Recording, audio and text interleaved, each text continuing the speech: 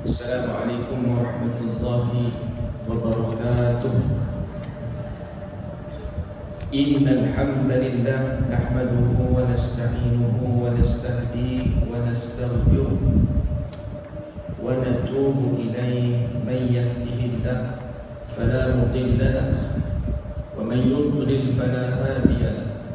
Asyhadu an la ilaha illallah wahdahu la syarika lahu wa asyhadu anna Muhammadan abduhu wa rasuluh. Subhanaka la ilma lana illa ma 'allamtana innaka antal alimul hakim. La haula wa la quwwata illa billahil aliyyil azim. Allahumma la sahla illa ma ja'altahu sahla wa anta taj'alul hazna idza syi'ta sahla.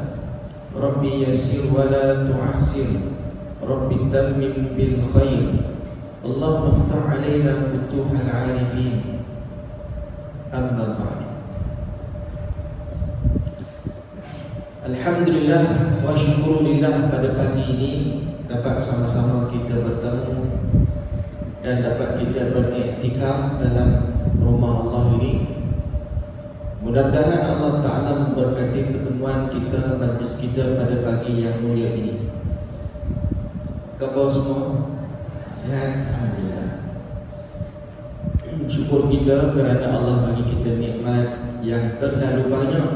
Nikmat iman dan Islam, nikmat kesihatan, nikmat rezeki, nikmat masa, dan pelbagai lagi nikmat yang kita tak akan dapat menghitungnya.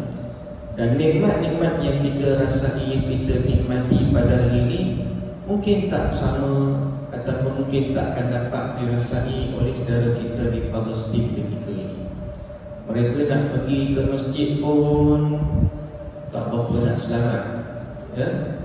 Nak makan minum pun tak macam kita ini, Oleh kerana itu syukur kita atas nikmat sebelum Allah menarik nikmat-nikmat itu.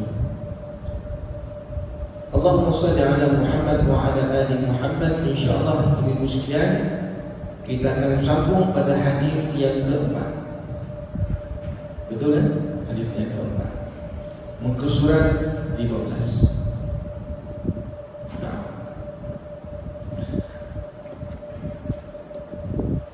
Allahumma salli ala Muhammad. Qala al-musannif rahimahullah ta'ala, nafa'ana Allah bihi fi darain. 40 hadis peristiwa akhir zaman susunan Syekh Ahmad Fahmi bin Zamzam rahimahullahu ta'ala, nafa'anallahu bihi fi darain. Baik, hadis yang keempat iaitu ilmu agama akan hilang, akan beransur-ansur hilang.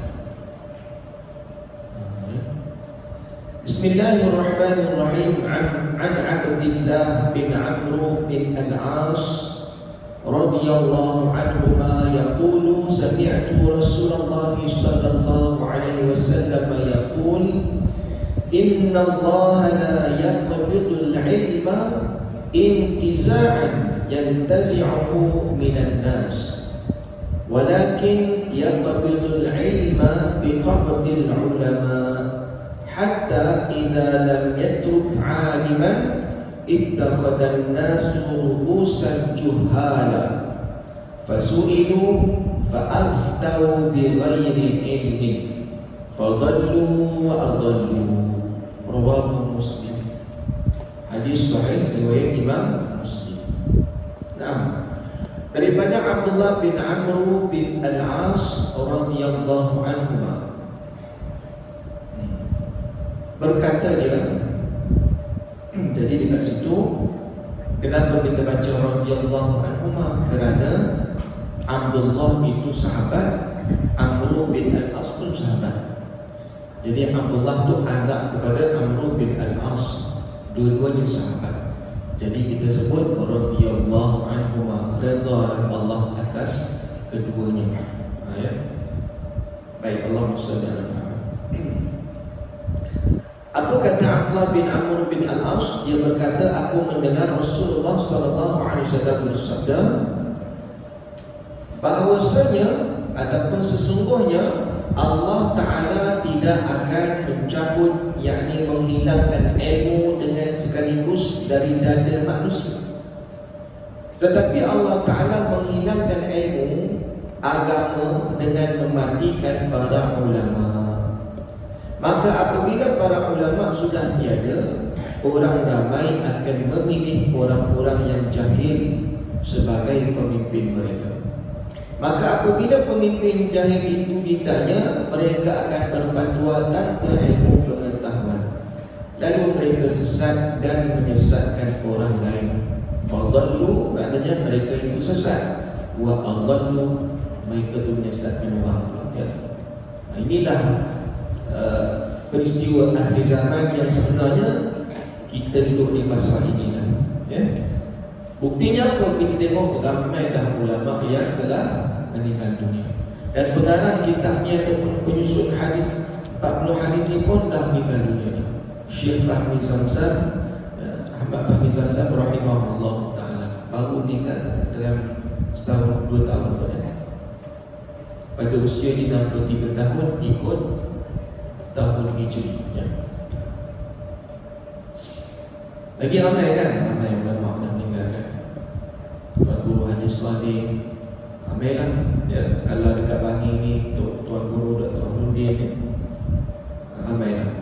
Siapa lagi dulu yang mungkinlah orang kalau kita orang Malaysia ni kenal kan, antara tokoh ilmuwan. Kalau tokoh pondok ramai dah tak ada kan? Macam saya orang Perak dah belakang itu apa nama ya, dan ramai ada pondok dekat Kerik kata ada Kalan Hulu Pak T arwah Pak T ada ramai lah kan? Kalau tokoh ilmuwan ni kita kenal dia, Dato' Anwar Sadin lah, Ismail Kamus, Tuku Buni Aziz Nikmat, ramai lah ya. Jadi begitulah keadaannya hari ini ramai lah. Cara Allah menarik ilmu bukanlah Allah menarik ilmu, tetapi Allah mencabut nyawa para alim ulama. Maka ketika itu kita ketadusan ulama yang benar-benar ulama. Bila tidak ada ulama, apa kesannya? Maknanya kita akan jadikan orang-orang yang bukan ahlinya sebagai rujukan. Kita tanya dengan dia jawab, dia bagi fatwa, tapi fatwa dia itu menyesatkan. Allah ya. Yang ini yang menurunkan kita. Allahumma salli ala Muhammad. Ulama ni apa ni? Kan Nabi pun ada sebut dalam hadis, al-ulama warathatul anbiya. Ulama itu pewaris para nabi. Sekarang ni Nabi dah tak ada generasi sahabat. Selepas sahabat dah tak ada, generasi tabi'in. Lepas generasi tabi'in dah tak ada, tabi'in. Lepas tabi'in dah tak ada, siapa pula? Tabi'in. Dan kita ni dah jauh dah. Kita dah jauh. Kalau Imam Bukhari, Imam Muslim, atau semua tu ulama hadis ni, kita kata dia tabi'in. Dia jauh dah kita Imam Bukhari, Imam Muslim pun dah lama dah tinggal.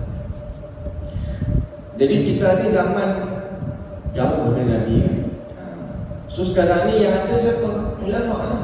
Sebab ulama tu pewaris para Nabi. Sebab apa yang ulama bawa, dibawa daripada Al-Quran dan Sunnah yang dibawa oleh Nabi Muhammad SAW. Yang benar, yang sesat pun ada juga. Oleh kerana itu ulama ni, dia ulama kalau dalam perbahasan ilmu agama, ulama orang alim yang mengetahui ilmu-ilmu agama Islam. Kalau apa nama cikgu-cikgu, contoh cikgu bahasa Melayu, cikgu matematik, mungkin dalam ni pun ramai juga cikgu kan, yang dalam cikgu ulama juga kan? Betul tak? Ulama dari segi bahasanya maknanya orang yang mengetahui. Alim itu dia punya singular, dia punya plural dia apa? Ulama. Orang alim satu. Kalau orang perempuan yang alim, alimah ya. Alimah.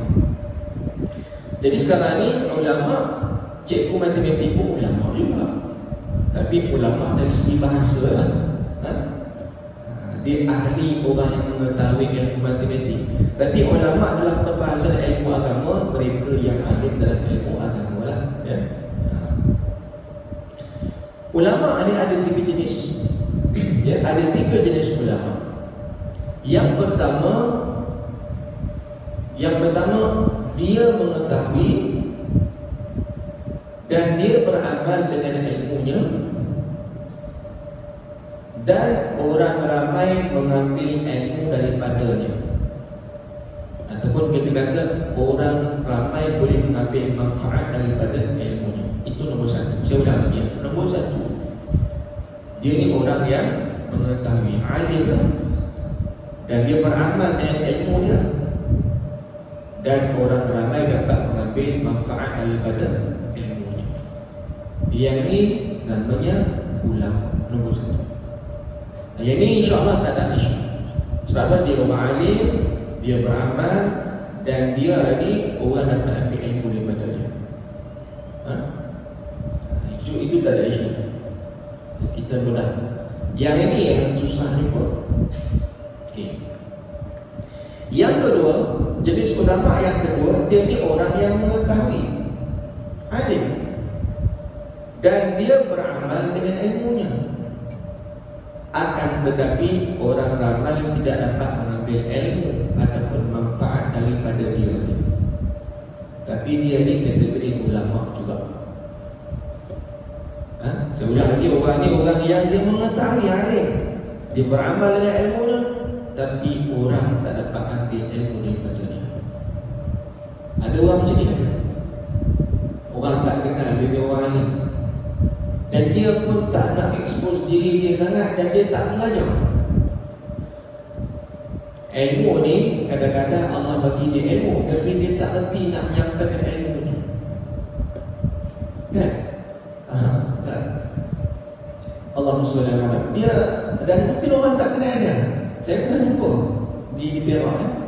Kalau saya kenal, saya pernah mengaji dengan dia. Tapi orang tak kenal dia. Apa orang tak kenal dia? Dia pun tak mengajar sangat. Dia tak ada madrasah, dia pun tak mengajar di masjid. Dan memang kalau dia pergi masjid pun orang tak tahu ada dia orang alim. Ya.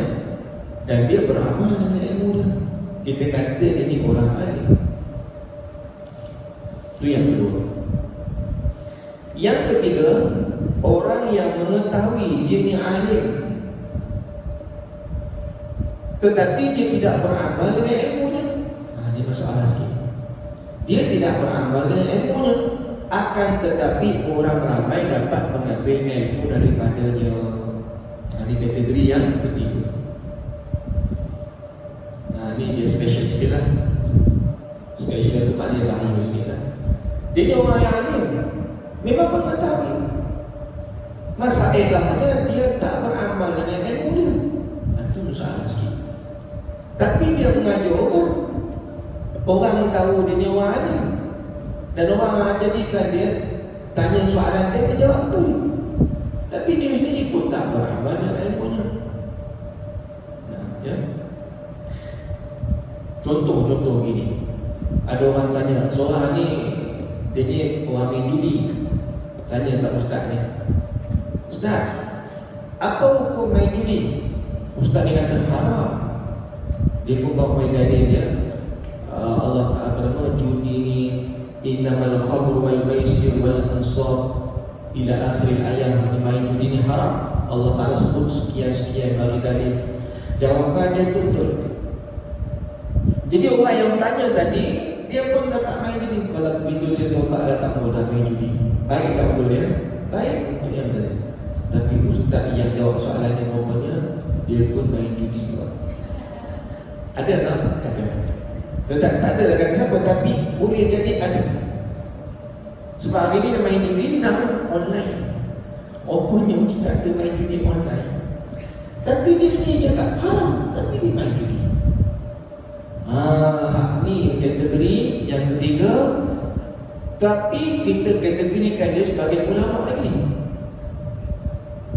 Cuma dia tak beramal. Ini kata Imam Ibn Katsir ya, dalam Al-Quran. Dia kata tugas seorang alim ulama itu ialah menyampaikan kebenaran walaupun dia tidak beramal dengan ilmu dia. Tapi tugas dia tetap kena menyampaikan perkara yang hak. Cuma dia ni bahaya. Disebut dalam Al-Quran surah As-Saff. Kabura maqtan 'indallahi an taqulu ma la taf'alun. Allah Ta'ala kata apa? Kabura maqtan, kemurkaan besarlah bagi Allah bagi orang yang dia menyampaikan ilmu dan dia tidak beramal dengan ilmunya. Tapi tugas dia menyampaikan itu betul, cuma masalahnya Allah murka sebab dia tak beramal. Okey, apa persamaan tiga jenis ulama ni?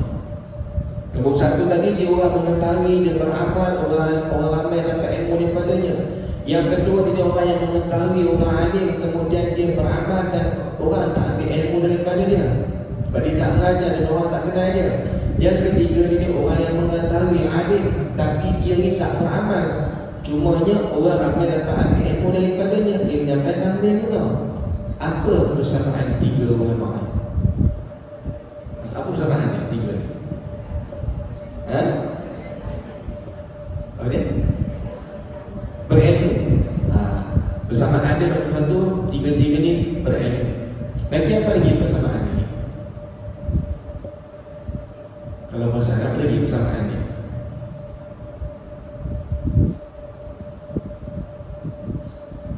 Semua duduk ini.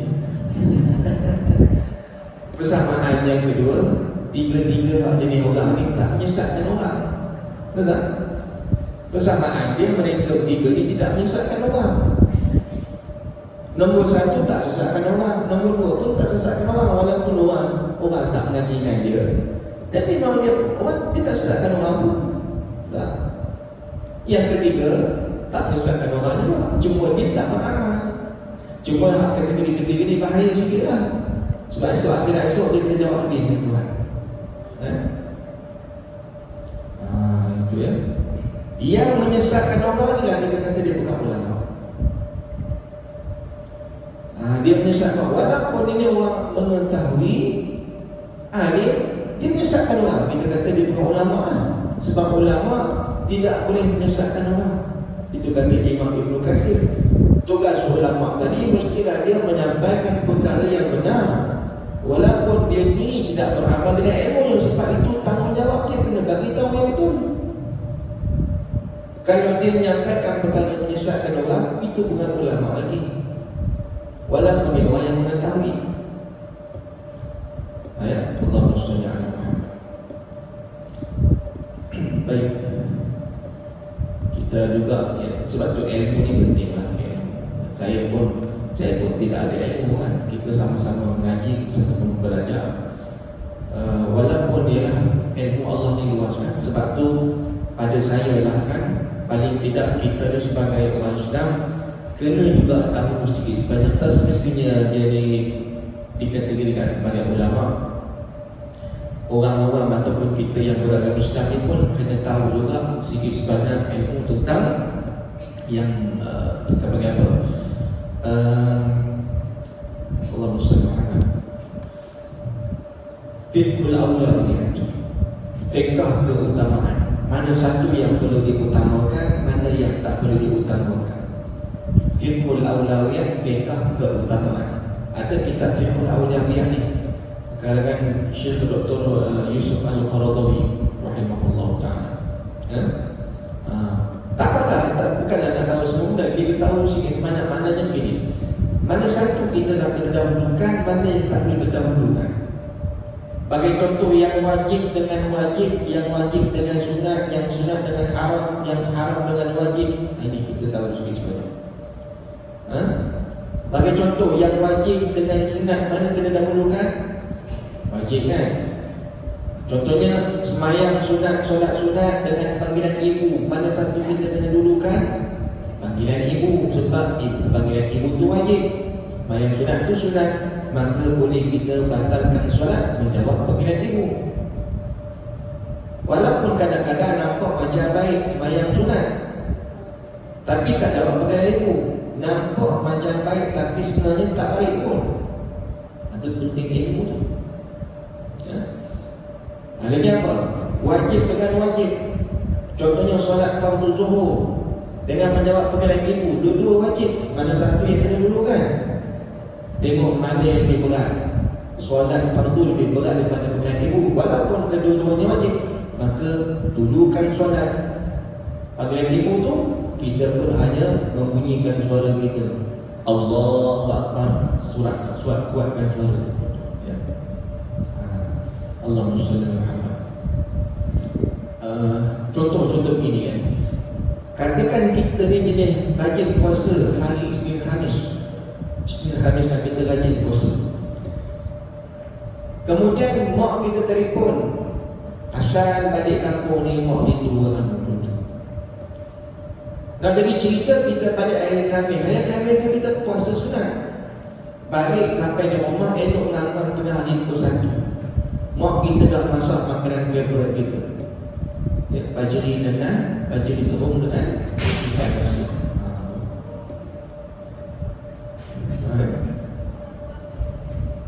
Bajri itu favourite saya, bajri terung kan.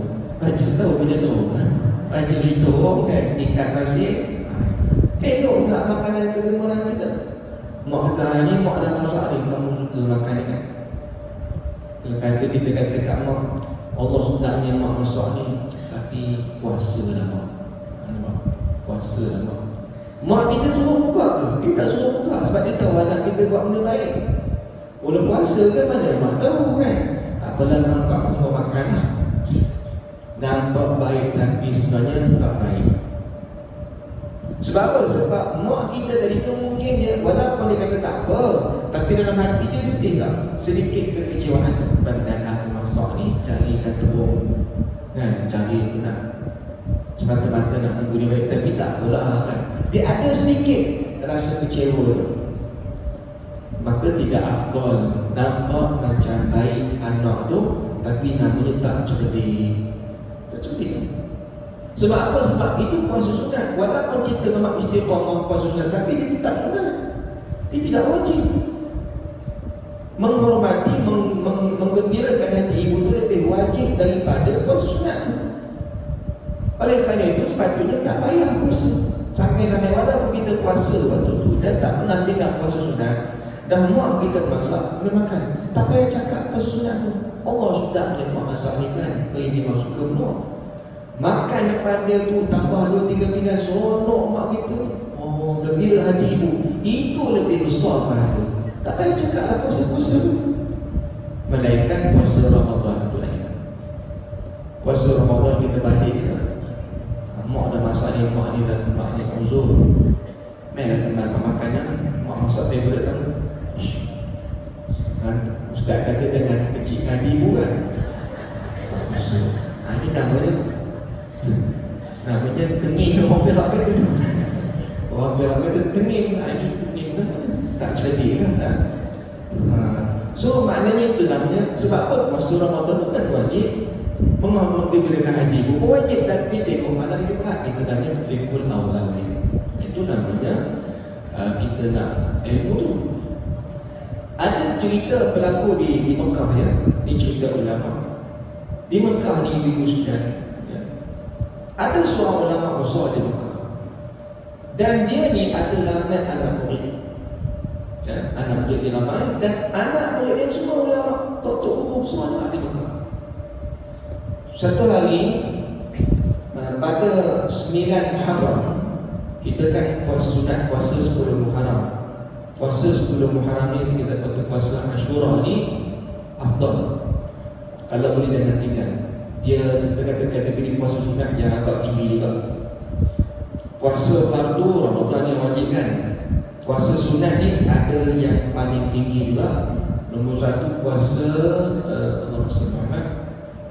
puasa hari Arafah. Itu kalau boleh jangan tinggal. Bagi orang yang tak buat haji lah, puasa hari Arafah. Bukan hari Arafah, apa nama? 9 tu Zulhijjah. Puasa 9 Zulhijjah. Itu kalau boleh jangan tinggal. Puasa hari Arafah. Okey, kemudian yang kedua, puasa, sebab puasa Arafah tu pada bulan Zulhijjah tu Nabi sebut diampunkan dosa tahun yang lalu dan tahun yang akan datang. Jadi 3 tahun puasa tahun depan, tahun ni, tahun depan, 3 tahun. Itu fadilat dia. Fadilat dia, Allah ampunkan dosa tahun yang lalu dan tahun akan datang. Puasa hari Ashura pula diampunkan dosa setahun yang lalu. Jadi 2 tahun. Sebab tu kita kata puasa Ashura ni pun antara yang kalau kita nak tinggalkan, ya? 9 Muharram bagi juga puasa. 10 tu kalau boleh jangan tinggalkan.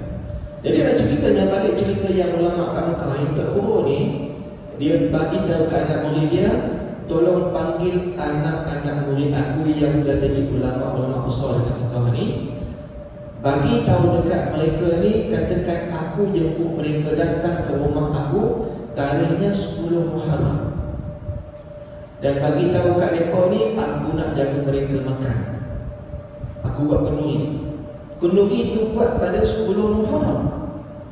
Anak murid ni kata kat Tok Guru besar ni, Tok Syekh, ni 10 Muharram, pastilah ulama-ulama dekat Mekah ni takkan berbuka puasa kerana mereka berpuasa. Kami orang puasa hari Ashura ni. Jadi pastilah ulama-ulama mereka berpuasa, takkan dia orang tak puasa sebab mereka tahu fadilat. Tok Guru ni kata apa? Tak apa, jemput je dia orang datang. Maka jemputlah yang ulama-ulama yang besar kat Mekah bagi ziarah Tok Guru besar ni. Memang jamu makan. Jadi anak-anak murid ni kata apa? Mesti dia orang tak makan, kan?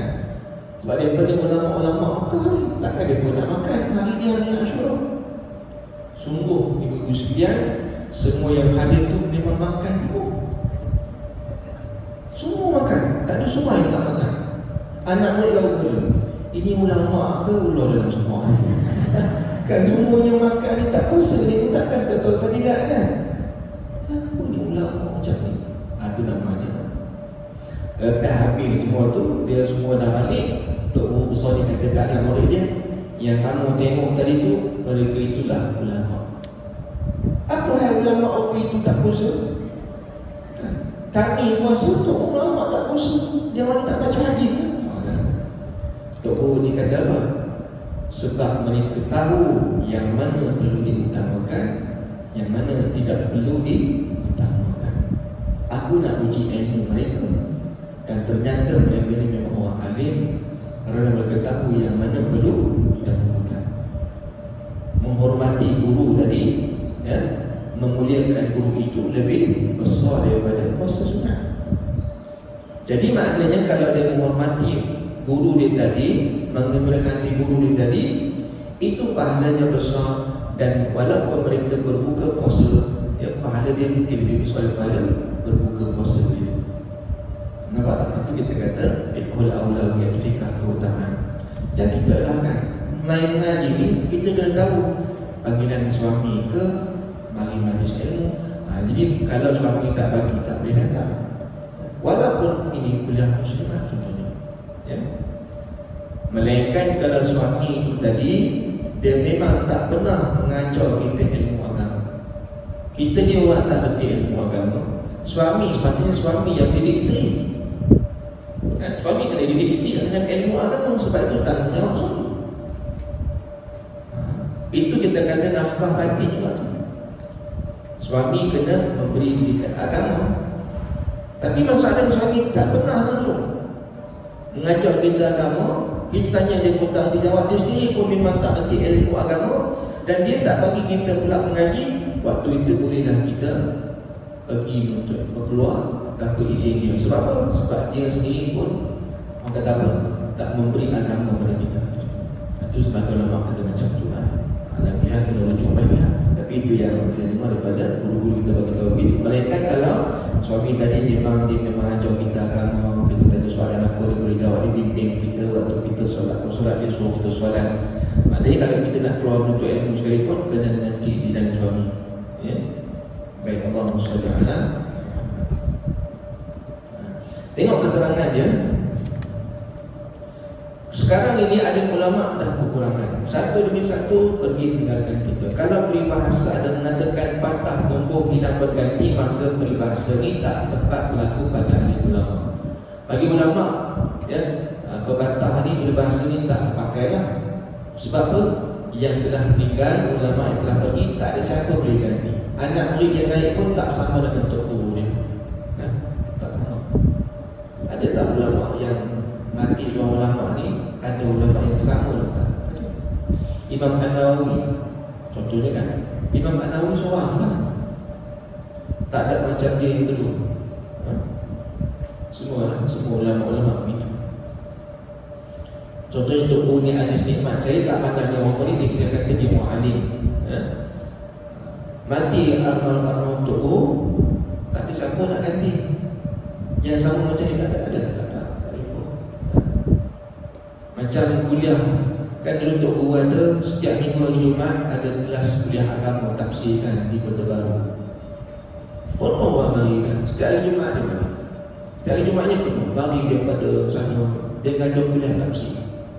Tapi sekarang ni kalau pergi Kota Baru bawa ni hari Jumaat, tak ada lah, pada di situ lagi. Ada lah buat kuliah agama tapi dia tak sama macam dulu, tak ada pengganti macam dia. Ya. Itu kita kata patah tumbuh hilang ganti tak terpakai pada ayat ulama. Kerana kita banyak kehilangan ulama, namun sayang seribu sayang kepergian mereka tak dapat digantikan oleh orang lain. Kalaupun ada penggantinya, maka taklah sifat mereka yang selama ini ada pengganti anak orang lain, tapi tak sama. Mereka hilang dan sulit mengganti, sehingga sampailah nanti suatu saat permukaan bumi ini akan kosong dari ulama. Maka pada waktu itu sudah tidak berarti lagi kehidupan di dunia ini. Alam penuh dengan kesesatan. Manusia telah kehilangan nilai dan pegangan hidup. Sebenarnya para ulama lah yang memberikan makna dan erti kepada kehidupan manusia di permukaan bumi ini. Apabila mereka telah habis, maka hilanglah segala sesuatu yang bernilai. Dan yang sangat menyedihkan kita ialah apabila kegiatan untuk melahirkan ulama ini tak mendapat perhatian yang sewajarnya daripada kalangan masyarakat sekarang ini. Ya. Tak usah kata kita, kalau kita tengok kita sendirilah ibu sekalian. Gambar yang kalau anak ngaji mana? Ngaji kat London, bangga kita sebut. Anak ngaji mana? Dia ngaji pondok, bunyi pun kan? Ngaji pondok lah. Contoh kan? Anak ambil apa?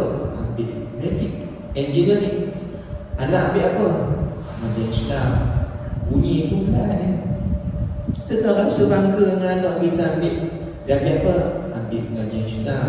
Bunyi pun yang respon, oh pengajian Islam. Anak apa mengaji ambil engineering. Oh bunyi. Intonasi tu kayak apa? Sama juga pada ibu sekalian ya. Yang hantar mengaji sekolah tahfiz ni, saya dengan murid-murid tahfiz ni, tempat tahfiz ni tempat buangan anak. Tengok-tengok hantar anak mengaji sekolah cerdik sikit, buat masalah. Anak kita ni banyak masalah kan? Hantar sekolah tahfiz kan? Tahfiz tempat kita maaf cakap tempat kita dia tak tahu nak apa hantar anak tahfiz. Jadi boleh pula budak-budak nakal kat sekolah tahfiz. Kan? Siapa ustaz ngajar budak-budak pada ni. Betul lah kita nak bagi agama, tapi sepatutnya hak cerdik-cerdik lah atau sekolah tahfiz kan. Allahumma salli ala Muhammad. Itulah dia. Saya sedih dan juga lah dari kita bukan nak kata orang lain itu untuk muhasabah tak, tapi ada zaman. Macam isteri saya dia ngajar di sekolah SMK. Sekolah kebangsaan kan, sekolah pagi, petang sekolah agama rakyat, kafah kan. Tapi banyaknya ibu-ibu ayah-ayah dia lebih utama mana? Sekolah kebangsaan ke ataupun sekolah kafah? Sekolah kebangsaan misalnya. Isteri saya dia mengajar agama kan. Dia sendiri kata anak dan paling menang ni, dia mana paling menang sekolah pagi, petang kafah. Kebanyakannya tak sekolah kafah pun. Sebab dia itu ada training buat main netball kan. Jadi isteri saya ni dia guru macam dia kena supervisor. Jadi ada training waktu petang. Anak murid ini ada keluar-keluar dia kata, ustazah kita di sekolah kafah, boleh tak ustazah buat surat sikit, kami nak bagi tahu dekat sekolah kafah yang kami tak dapat datang hari ini. Isteri saya kata tak boleh. Dia ustazah buat surat. Jadi tanya, ada berapa orang waktu tu? Ada 12 ke 15 orang anak murid yang terlibat dengan game netball ni. Tanya, berapa orang yang sekolah kafah juga angkat tangan? Yang angkat tangan tu dalam 2-3 orang je, daripada 15. Yang lain tak sekolah kafar. Tak, saya memang tak sekolah kafar. Yang lain tak sekolah. Adakah buat apa di rumah? Tak ada buat apa. Tuition pergi. Ada tuition. Mana ada tuition ngaji fiqh? Ada. Tuition anak saya tuition subjek pun fiqh. Jangan tuition pun sains, tuition pun matematik. Itu English semua. Ada yang buat kan tuition ngaji ilmu tauhid. Ada. Halal. Jadi 2-3 orang je sekolah kafir. Saya tanya dengan isteri saya, silibus pendidikan agama dekat sekolah ni, sekolah kebangsaan ni cukup ke? Mana cukup? Subjek agama berapa sangat masa dia? Dan itulah kita nak cover Quran dia, nak cover tauhid dia. Semua berada tu, tauhid kat situ, kan, fiqh kat situ, Quran kat situ, tajwid kat situ. Mana sempat nak kata semua? Dia kata memang kena pergi kafar juga. Pergi kafar dia orang ni masuk menengah habis. Dia orang tak tahu banyak akan ketinggalan banyak benda yang orang. Itu maknanya akhir zaman tu. Allahumma salli ala Muhammad. Baik. Satu kali lain bukan nak kata apa, tapi sedihlah ya. Macam anak saya darjah 1 sekolah, sebab isteri saya dia sekolah petang tu. Anak saya dia 1, 2, 3 tu ngantor sekolah, ikut mak dia pergi kan, senang kan. Tapi masa dia ada sekolah kebangsaan, saya bukan nak kata bukan kritik lah tidak, tapi sedih sikit lah ya. Jadi anak dia orang masuk pukul 1, anak-anak dia 1, 2, 3 ya. Anak saya pun pukul 1 masuk pukul 1, saya kata solat nombor macam mana? Sendiri-sendiri. Saya kata sendiri macam mana anak kita nak solat sendiri, padahal dia pun tak berhenti lagi kan. Kena minta izin dengan cikgu. Cikgu saya nak pergi sembahyang dulu boleh. Jadi yang minta izin tu berapa orang je pun. Saya kena beritahu minta izin cikgu nak pergi solat. Jadi anak kita minta izin. Jadi yang ramai tak minta izin sebab takut mencikgu. So ramailah anak-anak yang tak solat. Walaupun tak wajib, tapi kan Nabi dah pesan umur 7 tahun ni kena didik anak solat.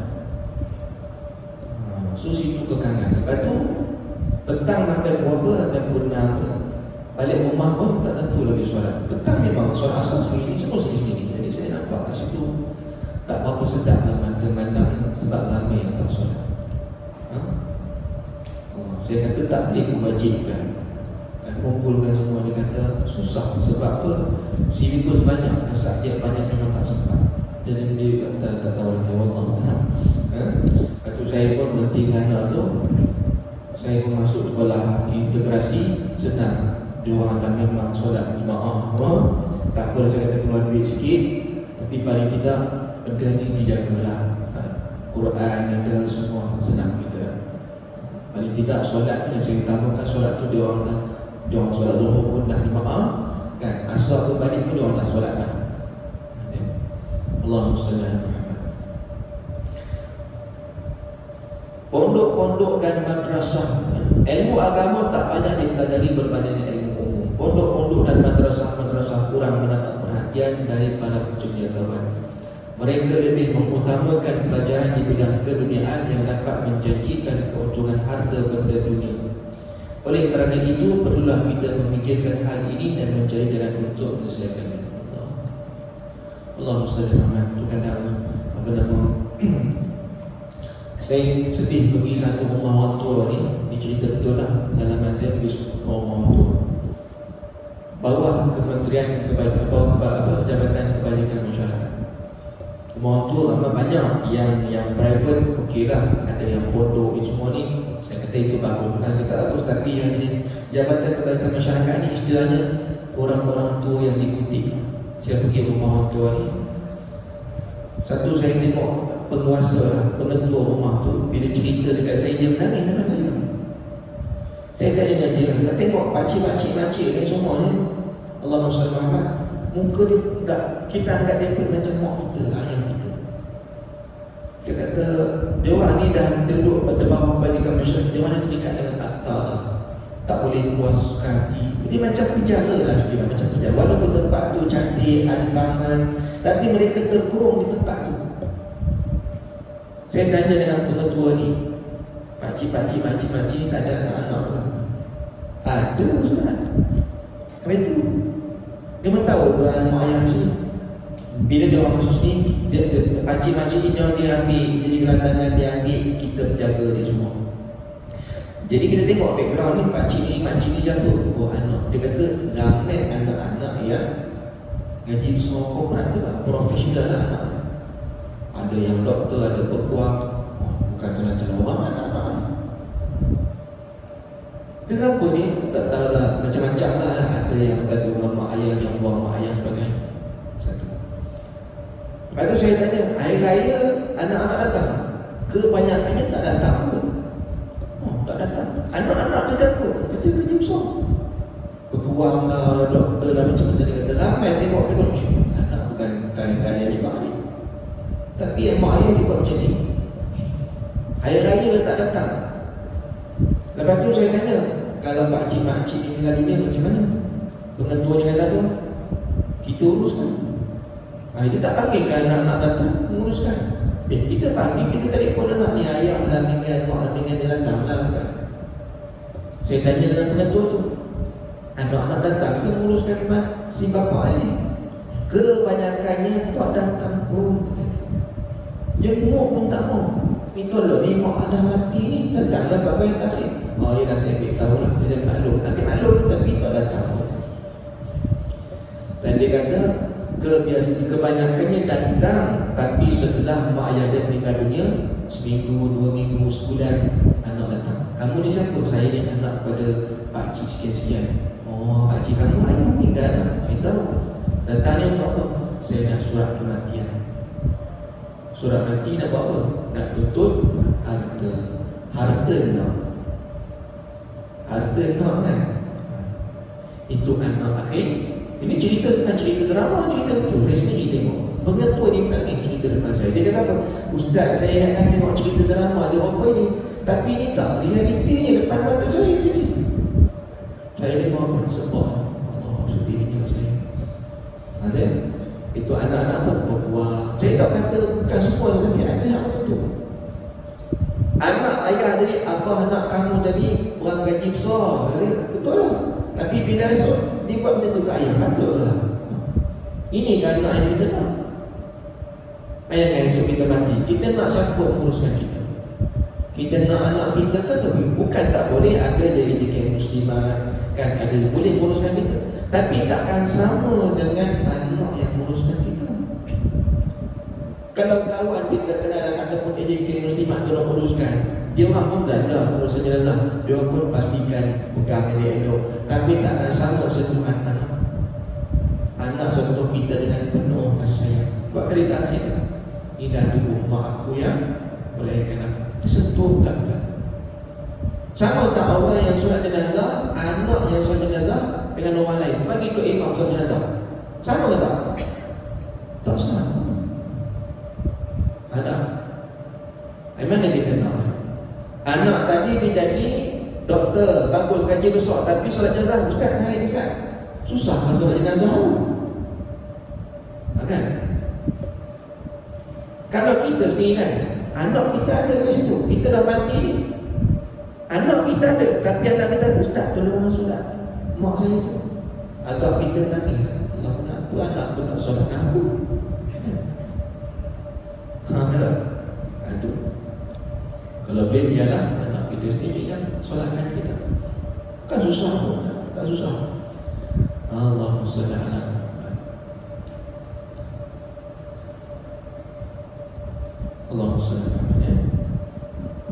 Oleh kerana itu, bukanlah saya kata maknanya kalau kita nak jadi profesional pun jadilah, tapi biarlah agama itu dekat ke jawab.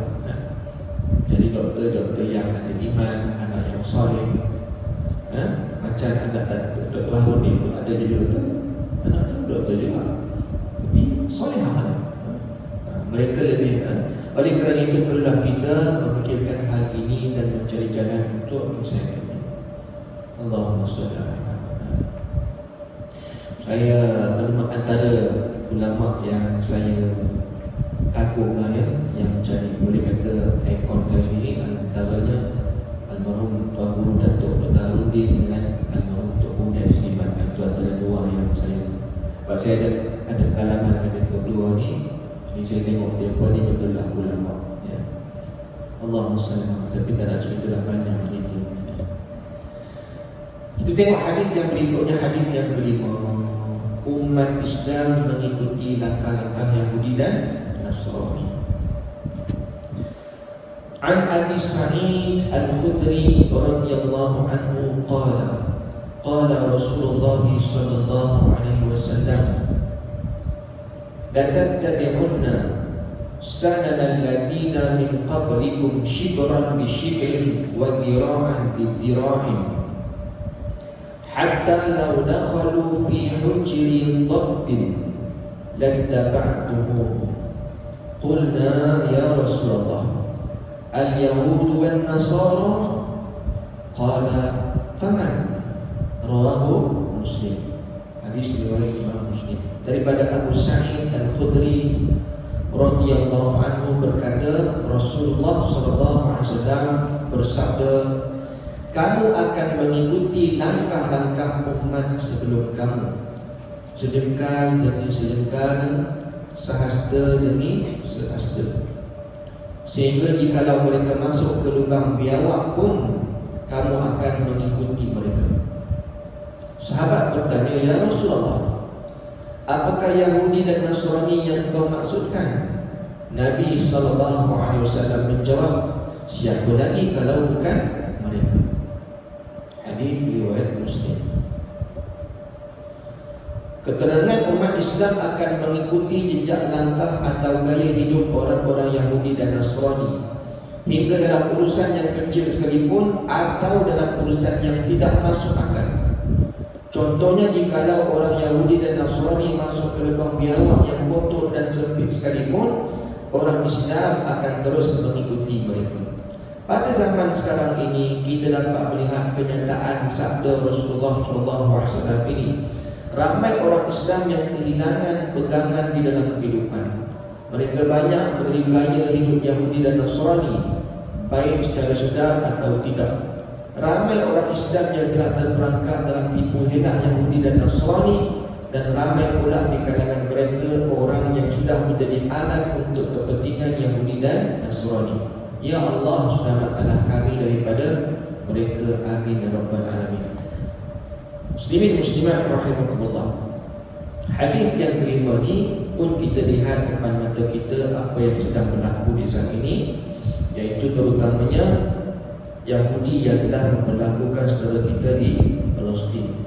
Jadi inilah Nabi kata, Allahumma salli Muhammad, kamu orang Islam akhir zaman ini akan mengikut langkah-langkah umat sebelum kamu. Sikit demi sedikit, hasta demi hasta, sehingga kan Nabi kata, kalau kamu masuk lubang biawak, disebut dekat situ perkataan dhabbin, kan? Hatta law dakhalu fi hujri dhabbin. Dhabb ni biawak padang pasir lah. Dhabbnya tahu kan dhabb, biawak padang pasir. Sebab apa dekat Mekah Madinah ni yang ada biawak padang pasir lah. Biawak macam kita ni tak ada sebab iklim tak sesuai kan. Jadi maknanya dhabb biawak. Biawak ni dia duduk kat lubang-lubang. Biawak padang pasir ni duduk kat lubang-lubang. Tak seperti biawak dekat Malaysia ni. Biawak Malaysia ni duduk mana? Lubang je kan? Lubang. Sama lah tu. Spesies dia. Tapi lubang. Biasa tengok biawak masuk lubang kan?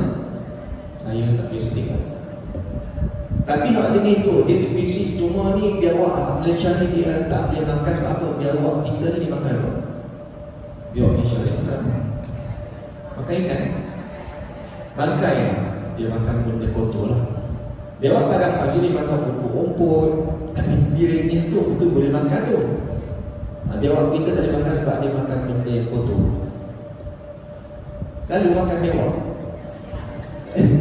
Tak semua biawak padang pasir tak ada. Kalau pergi Mekah apa boleh cari ya, nasi Arab masak tu. Ada awak saya pun tak lalu, tengok pun tak lalu, tapi boleh makan. Mana tadi kata boleh sebab ya, memang Nabi tak mengatakan tidak boleh. Sebab ada sahabat makan dan Nabi sendiri tak makan. Sahabat je pun makan Nabi.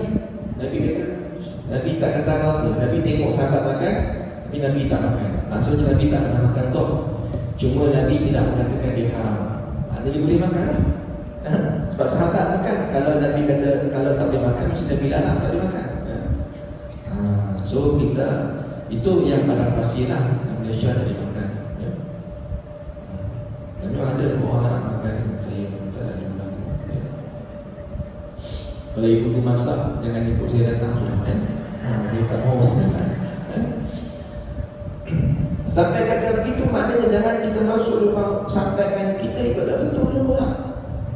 Allahumma salli Muhammad, kita ikut. Kita hari ini kan dalam Al-Quran pun Allah Ta'ala sebut walan tarda 'anka al-yahud walan nasara hatta tattabi'a millatahum. Allahumma salli Muhammad. Lan tarda 'anka al-yahud walan nasara. Ayat ini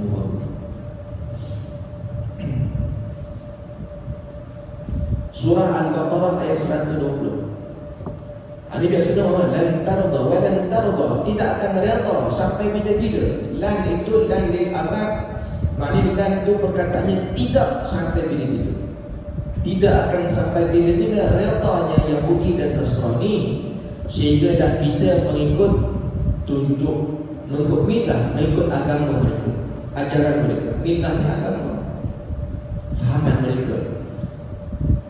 Sebab tu kalau orang tanya, Ustaz, sampai bila nak kita krisis kita ni Yahudi Nasrani? Sampai bila? Sampai bila-bila? Dan Tuhan kata begitu. Sampai selagi mana Islam ada dalam agama bumi, sampai bila-bila dia orang takkan hidup diam. Bukan saya kata Allah Ta'ala kata dalam surah Al-Baqarah 120 ni, dia takkan reda sampai kita ikut masuk agama dia pun murtad daripada agama Islam, dia orang baru diam. Selagi ada Islam, dia akan mengerungi, dia orang takkan duduk diam. Jadi perkara ni kita kena terima lah. Yang penting kita kena jaga diri kita, keluarga kita, masyarakat kita. Allahumma salli ala Muhammad ya. Yahudi ni agama ya. Kalau ikutkan Bani Israel itu bangsa, bangsa Bani Israel. Agama mereka, agama Bani Israel yang Yahudi. Yahudi ni kalau ikutkan asal usulnya, dia cerita panjanglah Yahudi kan. Israel ni apa maknanya? Israel itu bahasa Ibrani. Bahasa Ibrani. Apa makna Israel? Israel itu maknanya dalam bahasa Ibrani hamba. Israel itu maknanya hamba ataupun tentera. Senang kita kata hamba lah. Makna Israel itu hamba. Itu Allah. Israel itu maksudnya hamba Allah.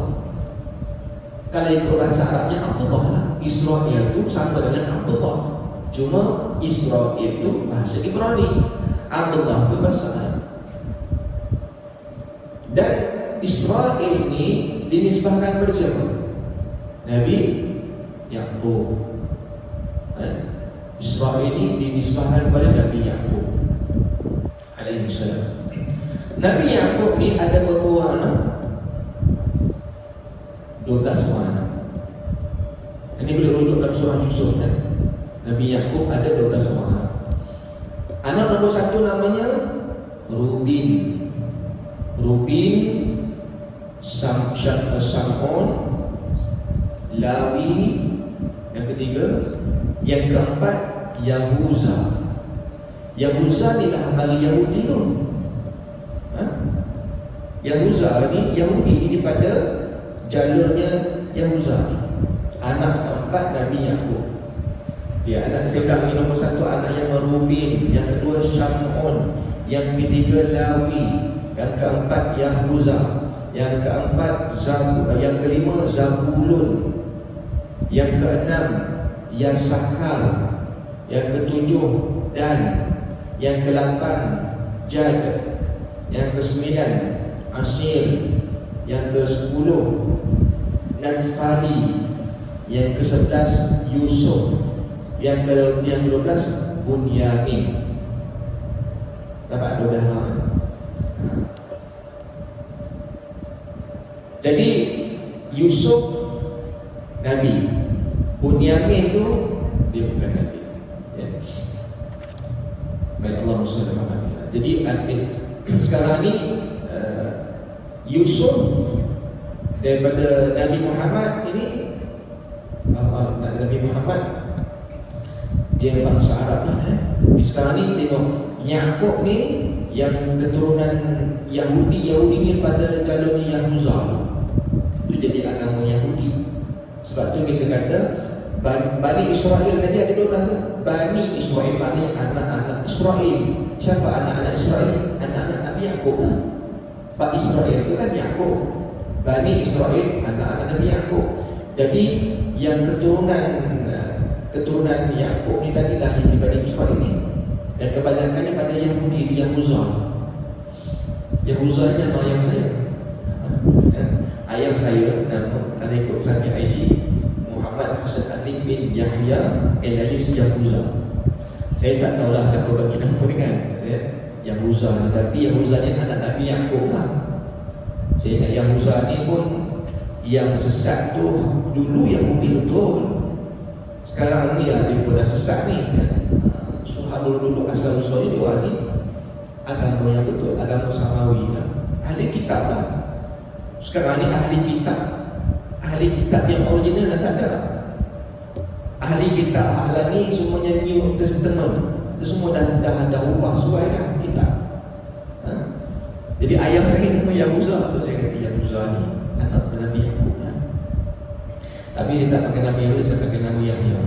Orang dulu kan, abang adik nama Yahya, adik dengan ayah saya itu nama Yahuza.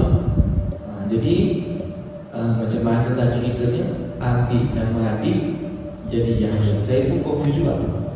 Jadi waktu itu lagi ayah saya Yahya, balik kampung bagi pakcik Yahya juga. Ada satu Yahya pun. Tapi orang kampung bagi ayah saya Cikgu Yahuza. Yahya tu adik dia. Tapi kan saya panggil dulu Yahya. Saya ada pakcik Yahya. Ayah saya pun Yahya. Tapi dah tak ada dah. Ayah saya pun tak ada. Pakcik saya Yahya tu pun tak ada.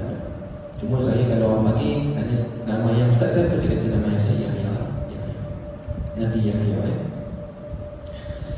Dan banyak Nabi-Nabi Bani Israel kan. Ada lebih kurang 9 orang Nabi daripada Bani Israel. Nabi Yusuf, Musa, Harun, Daud, Sulaiman, Ilyas, Ilyasah, Yunus, Zakaria, Yahya, Isa, Yaqub, Ayub, Zulkifli, Uzair, Daniel, Samuel, Shamun, Yusha. Ada Nabi-Nabi Bani Israel. Tapi yang maknanya 25 Rasul ni, most of them adalah Bani Israel, daripada susul jalur Nabi Yaqub AS. Baik, Allah SWT. Sampai bila kita nak ikut Yahudi ni? Sampai bila ya? Tengoklah ini kan, Allah SWT Muhammad. Kita, tapi betul tak orang Yahudi ni cerdik?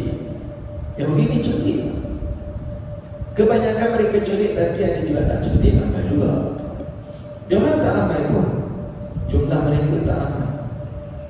Waktu mereka menduduki di Palestin, tak ramai pun, tak sampai 1 juta dulu lah.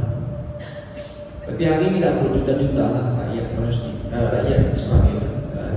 Sekarang ni Israel dah jadi nama negara kan, yang kita tak iktiraf pun sebenarnya. Malaysia tak iktiraf sebagai negara, sebab tu pasport kita kata tak boleh masuk negara Israel kan. Yang mengiktiraf tu siapa?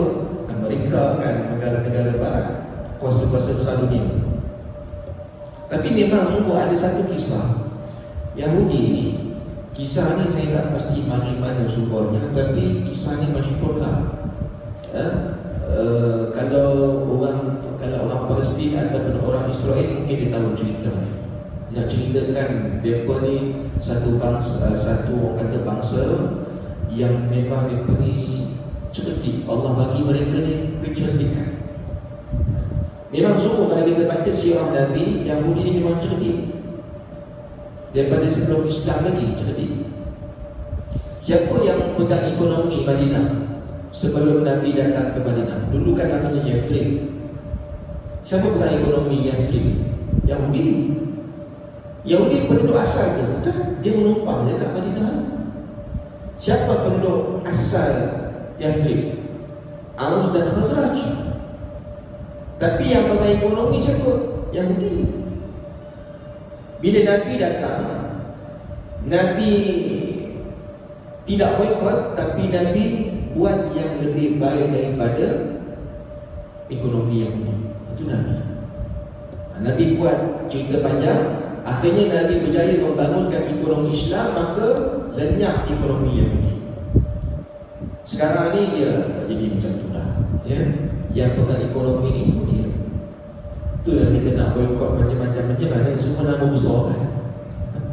Semua nama-nama besar. Tengok balik produk-produk ni, Allah, semuanya produk Melaka ni. Semua kita pakai Melaka ni kan? Kalau you kan? Tak banyak produk yang betul-betul kita mesti ada, tapi alternatif dia tak banyak.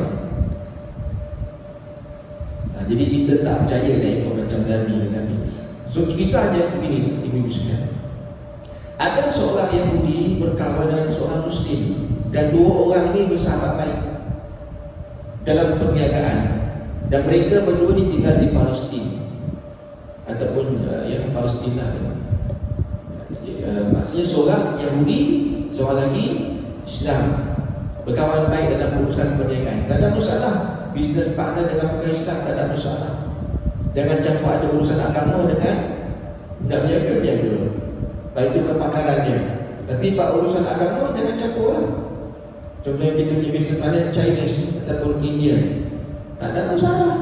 Tapi dalam tai pusat ni jangan kita pula beli juga. Kan? Ini tak buat bisnes partner, kita pun beli juga. Itu tak kena lah. Kan? Tapi kalau di bawah ni pergi ziarah atas dasar persahabatan, kepada saya tak ada apa. Kan? Atas dasar persahabatan bukan kita, janganlah pakai baju macam dia. Untuk tujuan urusan agama jangan. Sebab Nabi ni pun kalau hijrah ke Madinah, Nabi pun menggunakan khidmat Yahudi juga kan. Abdullah bin Urayqit sebagai penunjuk jalan. Sebab apa dalam kalangan sahabat Nabi, dialah yang paling tahu tentang geografi. Ilmu tunjuk jalan ni Abdullah bin Urayqit, dia ni Yahudi. Maknanya Nabi pernah mengambil khidmat Yahudi. Tapi Nabi tak ceritalah strategi. Nabi cerita tunjuk jalan dia sampai kat checkpoint ni, dia pun balik. Dia pun tak tahu apa Nabi apa. Ya, itu Nabi. Balik pada kisah tadi, dekat Palestin ni ada seorang agama Yahudi, seorang lagi Islam. Bersahabat baik dalam urusan perniagaan, buat agreement cantik apa semua. Esok kita kenal, kita pergi Syam. Untung bagi sama rata, pergi ke Yaman ada. Satu hari mereka berdua ni balik ke negara Palestin. Lepas tu yang si Yahudi ni, dia pun singgah di rumah si kawan dia yang Islam ni, tumpang di rumah dia. Tiba-tiba ditakdirkan jatuh sakit. Yahudi ni jatuh sakit.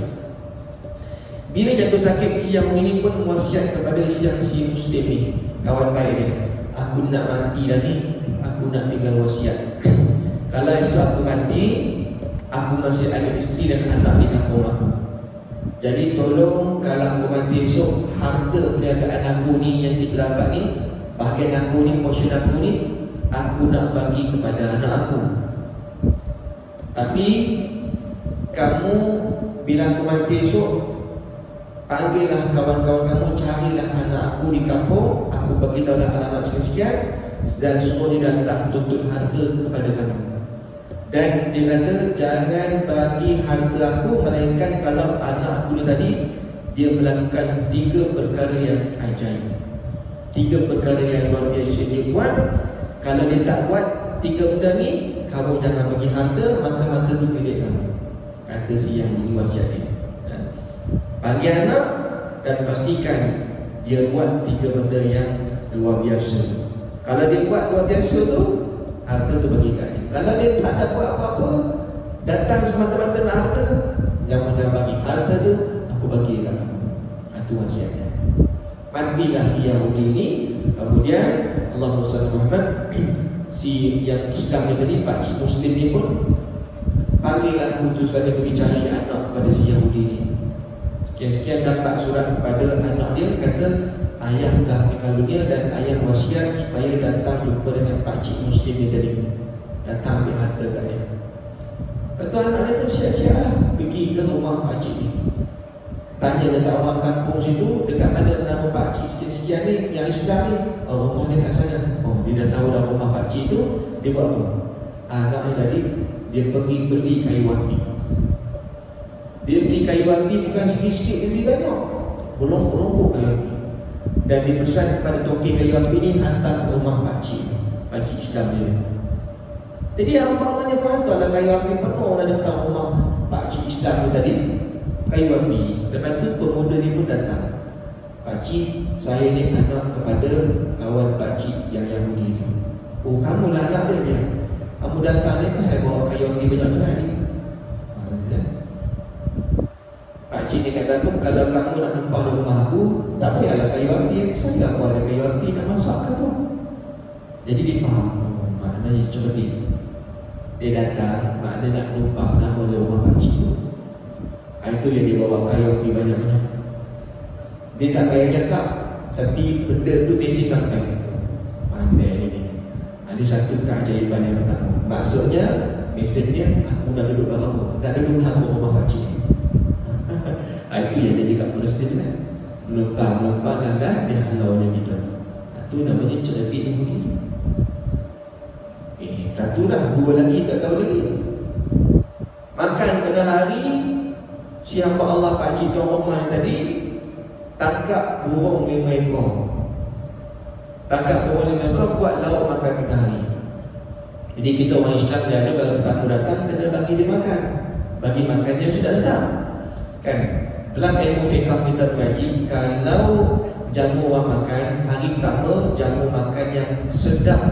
Contohnya kita makan apa? Biasa kita makan nasi putih, ayam, ikan goreng, sayur. Itu standard punya menu. Kalau tetamu datang, kita jamu yang sedap yang jarang kita makan. Itu fiqh. Apa je? Nasi biryani jarang makan, tapi kita buat sedap-sedap bagi kita makan. Itu fiqh.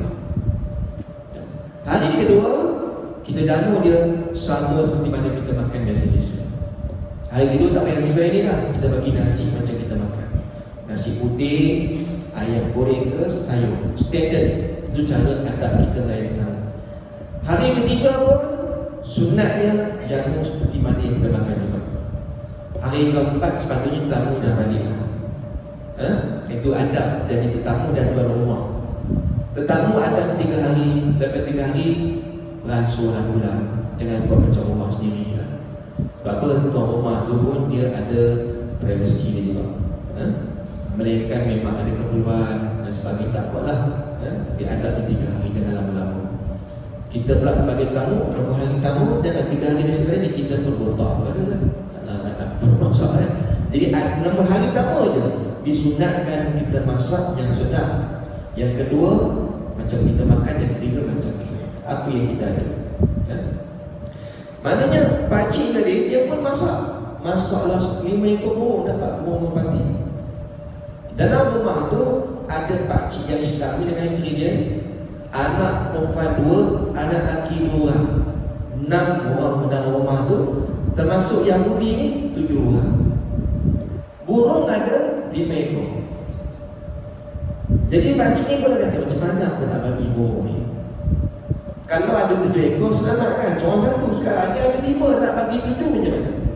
Maka pakcik dia pun kata, wahai anak, kepada Yahudi kan, cerita kat Yahudi tu, kalau kata kamu tetamu, aku hormat kamu, tolong kamu bahagikan burung ini kepada kita semua ikut cara pembahagian di kampung kamu macam mana. Kampung Yahudi ni kan, macam mana cara orang kamu bagi makan macam ni? Dia pun tak pernah. Dan dia bagi penghormatan begitu. Yahudi ni tadi, anak Yahudi ni, dia ambil seekor burung, dia gerak 2. Satu dia letak kat pakcik ni, satu lagi dekat makcik. Burung kedua dia gerak 2. Sebelah dia bagi ke anak lelaki yang pertama, anak lelaki kedua. Burung yang ketiga dikerat dua, dia bagi ke anak perempuan pakcik itu dengan anak perempuan yang kedua pakcik itu. Berapa ekor lah? 3 ekor burung kan? Ada bagi 2 ekor lagi. 2 ekor lagi dia buat apa? Dia ambil dua-dua tu. Pakcik kata, ini tak adil. Ini pembagian yang tak adil. Pemuda ni kata apa? Inilah adil. Mana pula adilnya? Dia kata, pakcik dengan makcik 2 orang kan, campur burung seekor, bilangan 3. Anak pakcik 2 orang lelaki, 1, 2, campur burung seekor, 3. Anak pakcik perempuan 2 orang, 2 campur burung seekor, 3. Saya seorang, burung 2, 3. Faham tak? Jadi sama, kita dapat masing-masing 3. Cerdik ini. Keajaiban yang kedua. Yang ketiga pula, makan malam. Pakcik tadi didapatlah seekor ayam jantan tangkap buat makan malam. Lalu macam mana nak bahagi pula? Dia pesan pada anak Yahudi itu, tolong bagikan ayam ni pula. Anak dia kata, tak apalah pakcik dah pula kan, tak apalah bagi penghormatan kepada kami. Okey, baiklah. Ayam seekor tadi tu, kepala tu dia potong, dia bagi kat pakcik. Mana pakcik tu? Tengkuk ayam tu dia kerat, dia bagi kat pakcik pula. Ni pakcik ni. Sayap sayap ayam tu, kepala ayam tu dia kerat, dia bagi kat anak perempuan nombor 1, yang sebelah lagi dia kat anak perempuan nombor 2. Yang bahagian kaki dia kerat sebelah bagi kat anak lelaki, sekerat lagi bagi kat anak lelaki yang kedua. Jadi bahagian badan di situ dia ambil. Pakcik dia kata, ni macam mana pula berbahagian macam ni? Tadi bawah ni ayam ni pasal begini ni pula. Dia kata, pakcik adalah ketua keluarga, ketua ibarat kepala. Jadi pakcik dapat kepala ayam. Makcik ni sebab dia ni rapat dengan kepala. Ketua kan, pembantu pada ketua. Jadi kepala dekat dengan tengkuk. Tengkuk mana pergi, dekat sebelah kepala pergi. Dan tengkuk tu bagi makcik.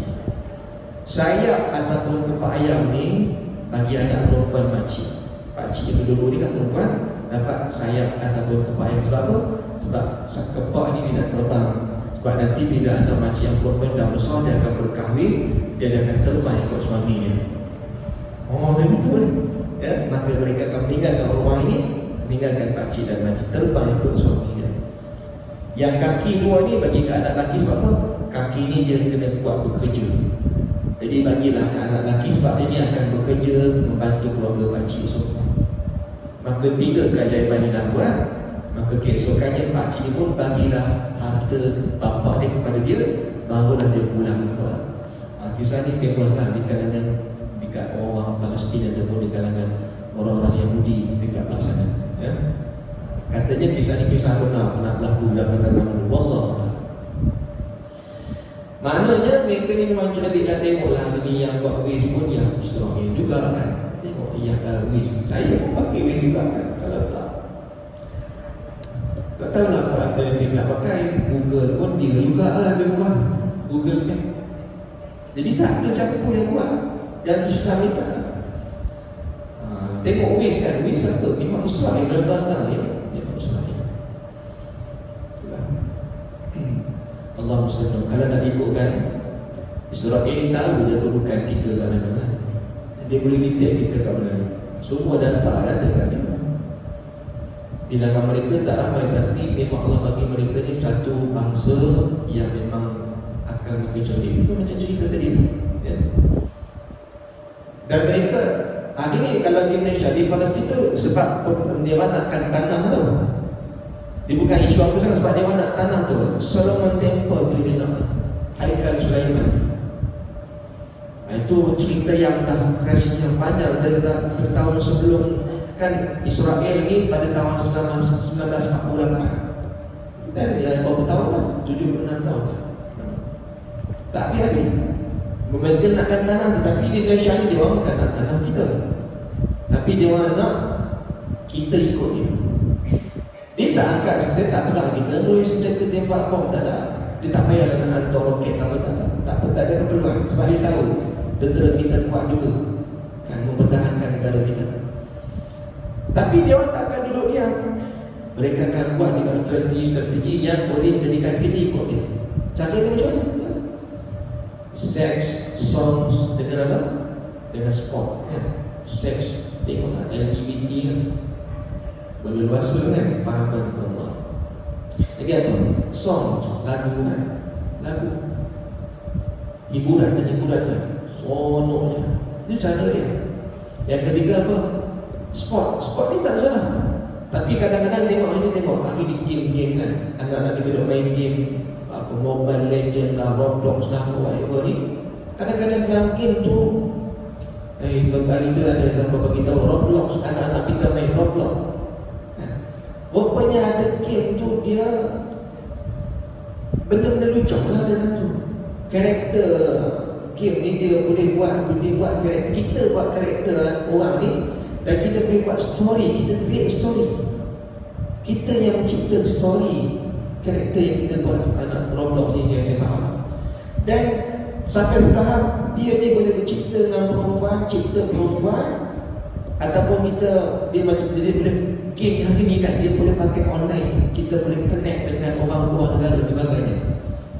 Dan dia boleh buat hubungan, boleh berzina. Dalam game tu berzina tapi karakter dia. Tapi anak-anak muda tu dalam Mobile Legends pun sama, ada yang ada perjudian, ada judi. Apa kita boleh transaksi online, jual beli kan? Nak canggih lagi game ni, beli, bayar sekian-sekian harga dan boleh perjudian kat situ. Tapi banyak yang tak tahu. Dia ingatkan, oh okey, dia beli. Padahal judi tu.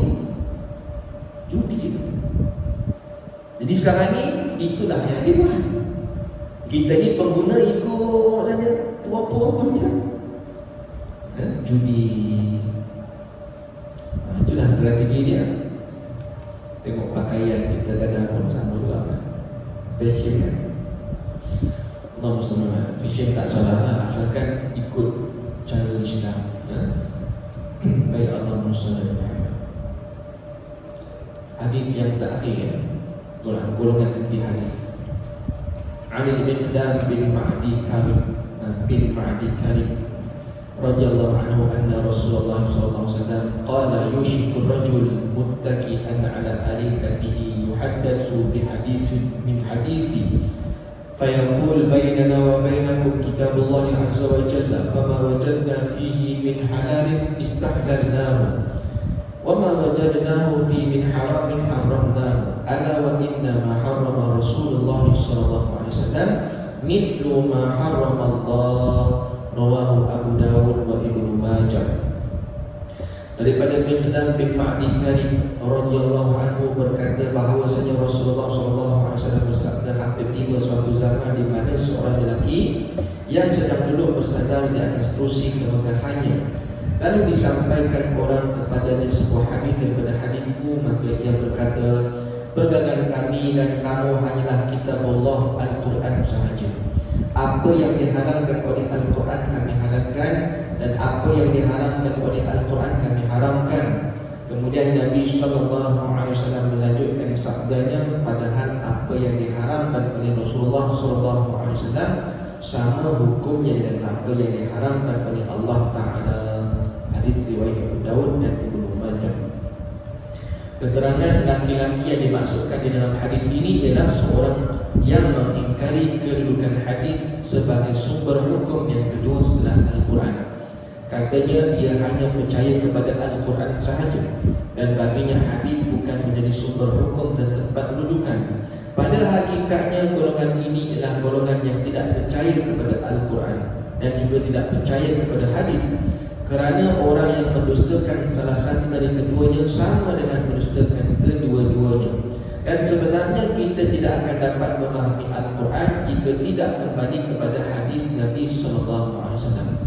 Ini disebabkan kerana Al-Quran banyak menyebutkan garis-garis besar ajaran Islam dan dalam bentuk yang global. Manakala hadis muda, maka ialah berfungsi untuk memperinci isi dan kandungan ayat-ayat Al-Quran tersebut serta yang menerangkan segala permasalahannya yang sulit-sulit.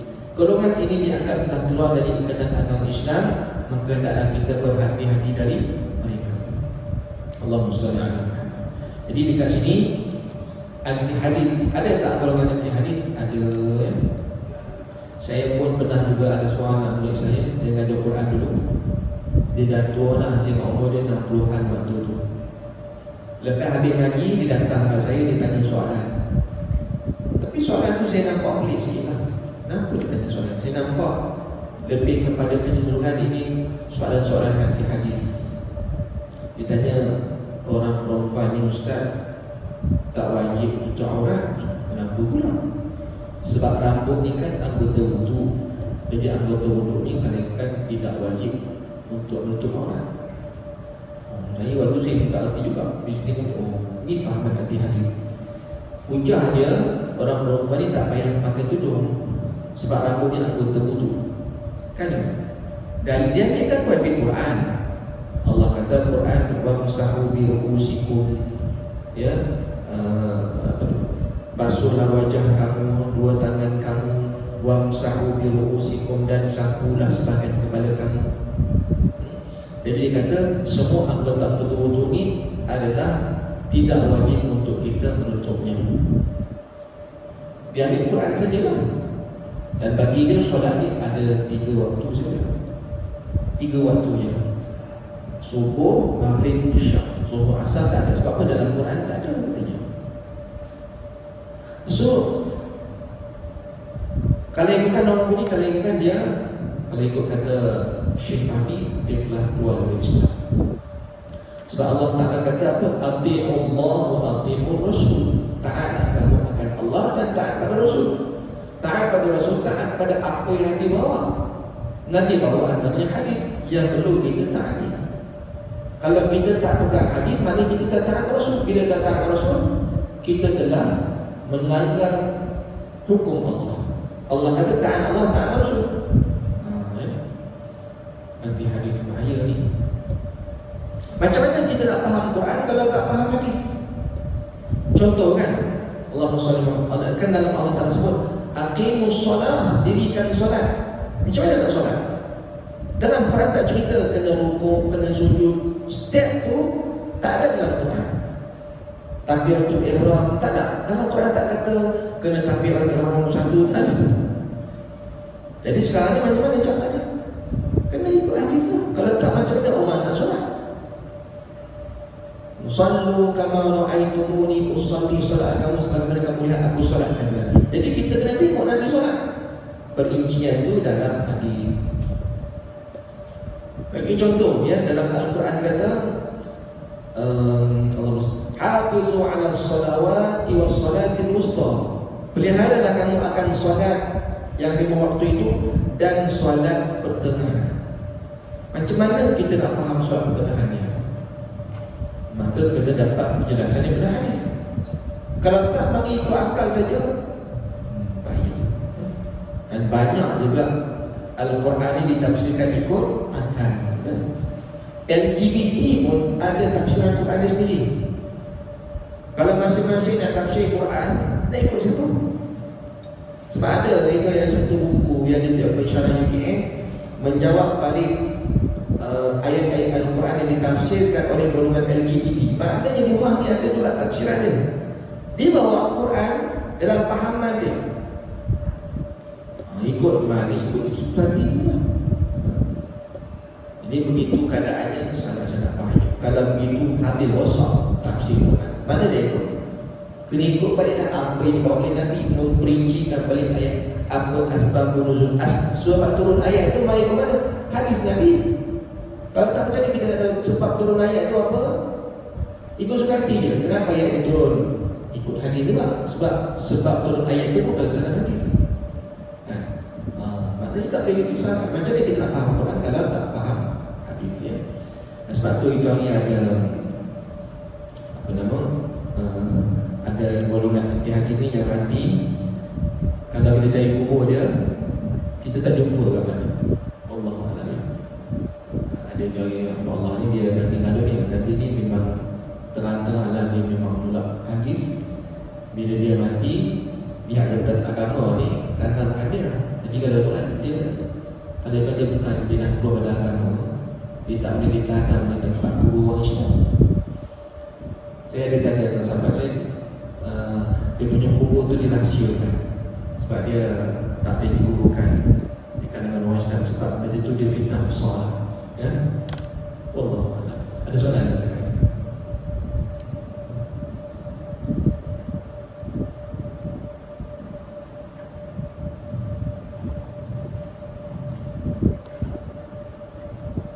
Ada soalan? Ada boleh mati lah. Ya. Masak ya.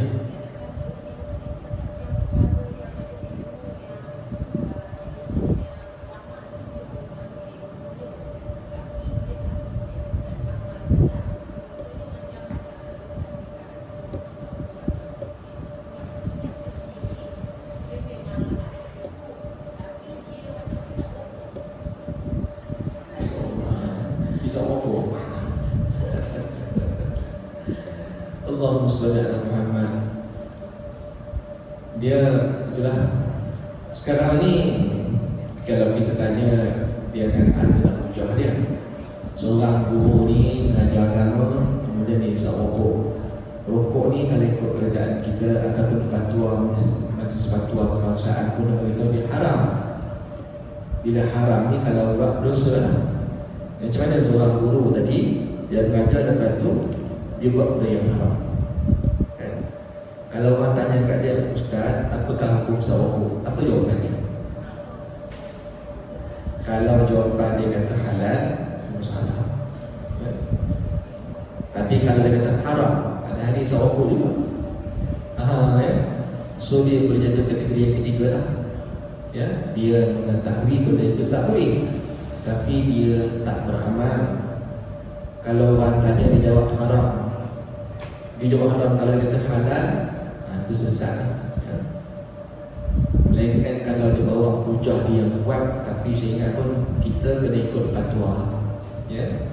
Kalau tak nanti kacau bilang. Walaupun mungkin dia akan bawa hujah, dia kata hujah dia macam kita nampak macam dia gaya kan. Tapi sebagai untuk keselamatannya kita kena guna fatwa. Ya. Kalau dikata contohnya ini fatwa daripada negara, saya baca ini mufti daripada kerajaan luar, dia kata haram, tak rokok tak haram. Kalau kita tak guna fatwa luar, sebab itu negara ni. Contoh macam daun apa nama, daun ganja semua kan, dia ganja ke lebih kurang yang jadi daun yang memabukkan. Di Malaysia ni kalau bukan makan ataupun penggunaan daun-daun ni, dia kata tak boleh kan, haram sebagai contoh, sebab kerana dia boleh memabukkan masyarakat. Tapi kalau di belah-belah Yaman, memang kat sana ada doktor guru kita juga, jadi dia pun tak tahu tentang daun. Tapi daun tu lebih kurang macam daun yang itulah, lebih kurang macam ketum kan. Daun tu dia dekat sana, kalau ikut fatwa ulama sana tak boleh. Macam bukan daun ketum namanya, dia lebih kurang macam daripada itu. Daun tu memang dia boleh makan, bila makan tu dia jadi segar, mudah nak menghafal Quran, mudah nak menghafal hadis. Itu fatwa di sana. Jadi kita tak pakai fatwa kat sana bawa di sini. Melainkan kalau kita duduk di sana. Fatwa ni tengok kat mana kita berada. Contoh fatwa Saudi ke, kalau kita duduk di sana, contohnya bertentangan. Contoh fatwa di Yaman dengan fatwa Malaysia sama, tak ada masalah. Tapi fatwa di Malaysia ni, mesti kata Malaysia ni kata begini, yang sana tak benar. Jadi mana satu nak pegang, ikut tempat kita berada. Tapi kalau orang Yaman sana, itu ikut fatwa di sana. So kalau lah Ustaz yang kata dia nak mengiakan, dia bawa lemari kata ni, dia bertentangan dengan majlis fatwa, kita kata perkara itu dia membahayakan bagi penduduk Malaysia. Dia bukan fitnah yang besar. Tapi mana kategori ketiga lah juga. Wallahualam. Ada soalan lagi? Ada ya? Nak balik masak baju ni ya? Minta maaf saudara dan silap yang baik pada Allah yang Maha atas kekurangan kelebihan Yesus ini. Mudah Allah dari kita, Allah dari keluarga kita, keturunan kita, masyarakat kita, di hari negara kita, dan Allah sentiasa memberkati apa yang kita buat insya-Allah. Yang baik pada Allah yang Maha atas kekurangan kelebihan Yesus sendiri. Aku qauli hadza wa astaghfirullahal azim li wa lakum.